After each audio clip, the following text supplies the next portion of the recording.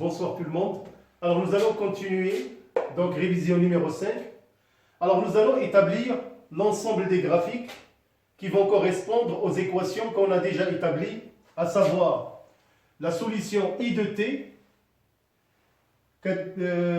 aussi la courbe qui correspond à la variation de UR aux bornes du conducteur ohmique, de même pour la tension aux bornes de la bobine. Alors je vais tout d'abord commencer par l'expression de I de t que vous connaissez maintenant. Alors I de t est égal E sur R plus petit r facteur de 1 moins exponentielle moins t sur tau. Bien sûr, tau, c'est la constante du temps est égale à L sur grand R plus petit r. Alors, on va tracer la courbe suivante. Alors, qu'est-ce qu'on peut déjà dire concernant la représentation graphique de I de t? Alors, l'établissement du courant dans le circuit à travers la bobine suit une fonction exponentielle croissante. On peut déjà aussi remarquer que cette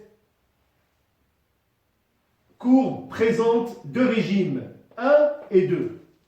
Le régime 1, c'est le régime progressif, ce qui montre que l'établissement du courant dans la bobine s'effectue d'une manière progressive. On remarque aussi un régime permanent. Le régime permanent montre que lorsque T tend vers l'infini, alors l'intensité du courant atteint une valeur égale I, égale E sur grand R plus petit r. On peut de même établir tau graphiquement. On va tracer la tangente à l'instant t est égal à 0. Donc ce que je vais essayer de faire, qui coupe l'axe horizontal I égale E sur R plus petit r en un point M. On fait la projection, donc là on a tau qui est égal à L sur R plus petit r.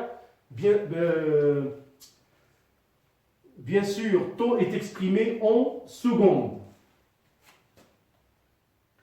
Alors on peut aussi se demander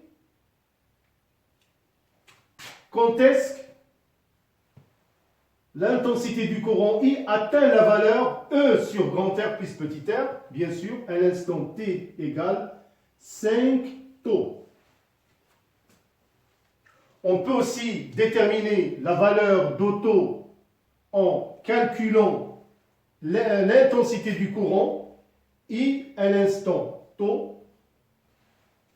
Et bien sûr, vous allez trouver la valeur 0,63 multiplié par E sur grand R plus petit r. Donc c'est très important, ce sont pratiquement les mêmes techniques de calcul qu'on a déjà vues dans le RC. Donc il n'y a vraiment pas de quoi s'affoler, c'est vraiment très facile.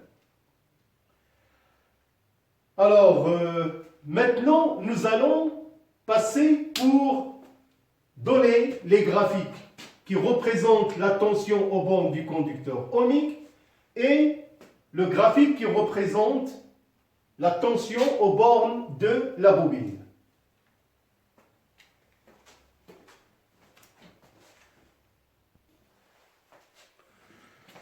Alors, on va faire une représentation graphique de la tension aux bornes du conducteur ohmique. Alors, comme vous le savez, l'expression de UR de t égale RE sur grand R plus petit r, facteur de 1 moins l'exponentielle moins t sur tau. Alors, la courbe, à l'instant t est égale à 0. Alors, c'est une fonction exponentielle, croissante, comme vous pouvez voir. Alors, voyez, vous faites comme petite remarque que la tension aux bornes du conducteur ohmique atteint une valeur maximale RE sur grand R plus petit r. Donc il n'atteint pas la tension E du générateur qui est mentionnée par des pointillés. Donc il y a un régime transitoire et un régime permanent. Alors maintenant, vous allez faire très attention. Je vais faire la représentation de la tension UL, c'est-à-dire aux bornes de la bobine, qui s'oppose à l'établissement du courant par l'expression E sur grand R plus petit r facteur de petit r plus grand R exponentielle moins T sur tau. Alors nous allons voir son graphique dans le même repère.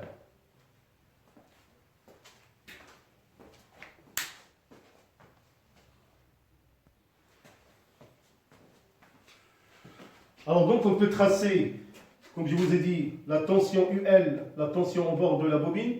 Alors vous pouvez le voir. Alors, donc, on remarque que son graphique est une fonction exponentielle décroissante. Et quand t tend vers l'infini, alors bien sûr, la tension aux bornes de la bobine atteint la valeur petit r multiplié par E sur grand R plus petit r. Alors ce sont des graphiques qui sont très importantes. On peut les proposer le jour de l'examen seulement dans le but de vous dire, par exemple, déterminer parmi les courbes, par exemple A ou B, celle qui correspond à la tension aux bornes du conducteur ohmique ou celle qui correspond à la bobine. Alors maintenant, nous allons aborder le régime énergétique pour le dipôle RC et pour le dipôle RL selon les expressions de l'énergie en fonction du temps.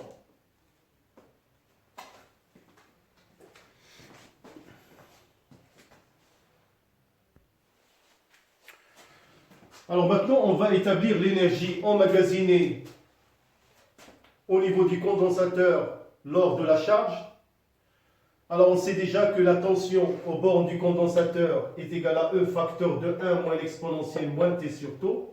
Celle de la charge en fonction du temps est égale à CE facteur de 1 moins l'exponentielle moins T sur tau. Alors comme vous savez, l'énergie emmagasinée est une énergie électrique qui est récupérable au cas de besoin. Alors on a l'expression de l'énergie électrique E, grand E indice E égale 1 demi C UC au carré. Alors si on veut établir l'énergie en fonction du temps, nous allons tout simplement remplacer UC en fonction du temps, ce qui donne 1 demi C UC de T au carré. Il suffit de remplacer UC par sa valeur, on trouve 1 demi C E au carré facteur de 1 moins l'exponentielle moins T sur tau au carré. Et on peut éventuellement vous demander de calculer l'énergie à un instant précis que vous allez remplacer dans l'expression de l'exponentielle. Alors, comme vous le savez certainement, l'énergie est exprimée en joules. Alors, C en farad et bien sûr la tension en volts.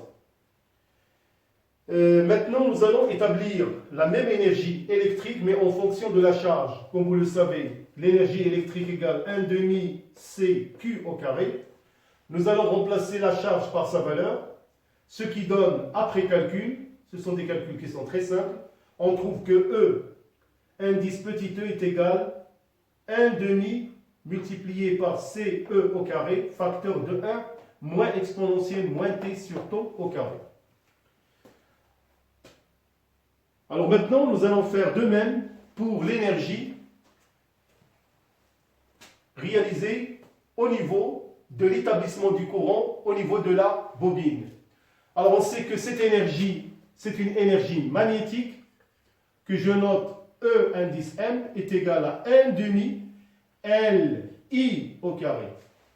Comme vous le savez, que I de T est égal à E sur grand R plus petit r facteur de 1 moins l'exponentielle T sur tau.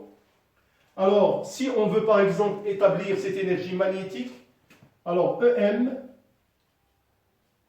en fonction du temps, ça donne 1 demi L I de T, le tout au carré.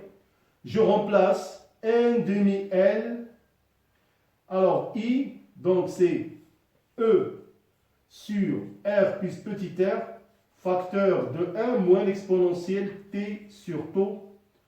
Bien sûr, le tout au carré. On peut simplifier le résultat. 1 demi L E au carré, alors je mettrai le tout au carré, sur grand R plus petit r, le tout au carré, facteur de 1 moins l'exponentielle moins t sur tau. Le tout au carré. Alors, et c'est à vous bien sûr de calculer si on vous demande une application numérique. De même, l'énergie magnétique est exprimée bien sûr en joules, l'inductance en Henry et les autres paramètres que vous connaissez comme E en volt. Voilà, donc ce sont les énergies calculées, que ce soit pour le dipôle RC lors de la charge ou le dipôle RL lors de l'établissement du courant. Alors je crois, mes chers élèves, c'est vraiment l'essentiel du cours, avec quelques applications comme vous pouvez le remarquer, si vous voulez maîtriser le dipôle RC et RL comme révision.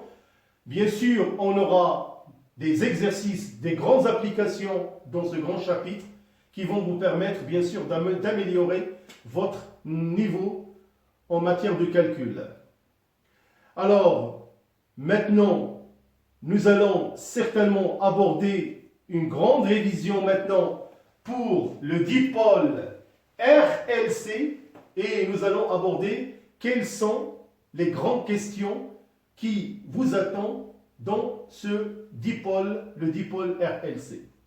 Donc je vous rassure que si vous connaissez le dipôle RC et RL, alors je vous assure que le dipôle RLC ne présentera éventuellement aucun souci pour vous. Donc merci pour votre aimable attention, ne partez pas loin, bonne soirée et à bientôt.